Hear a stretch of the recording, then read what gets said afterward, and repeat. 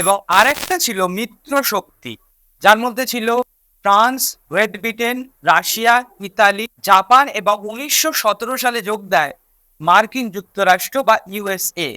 তবে এই যুদ্ধ মাত্র এই কটা দেশ নিয়ে শুরু হলেও তার আকারটা এমন ধারণ করে যে বুলগেরিয়া, পর্তুগাল, অটোমান সাম্রাজ্য ইত্যাদি জায়গাও এই যুদ্ধ ছড়িয়ে পড়ে। এই যে অস্ট্রো হাঙ্গেরি থেকে বসনিয়া এবং সার্বিয়া আলাদা হতে চাইছিল, তার অন্যতম একটা কারণ ছিল কিন্তু স্লাভ জাতি। তারা চাইতো যে সার্বিয়াটাকে মুক্ত একটা দেশ হিসেবে ঘোষণা করা হোক, কারণ এই সার্বিয়াতে অনেক অনেক স্লাভ জাতির মানুষ বাস করত। এবং এই স্লাভ জাতির কিছু যুবক ছেলেরা প্রায় 15 থেকে 20 যাদের মধ্যে বয়স, তারা ব্ল্যাক হ্যান্ড নামে একটা গোষ্ঠী তৈরি করলো। এবং এটা এমন একটা গোষ্ঠী, তারা ঠিক করলো যে দেশটাকে কোনো না কোনোভাবেই স্বাধীন করবে এবং নতুন একটা নাম দেবে যুগোস্লাভিয়া। তো এই যুগোস্লাভিয়া কথার অর্থ যে স্লাভদের দেশ।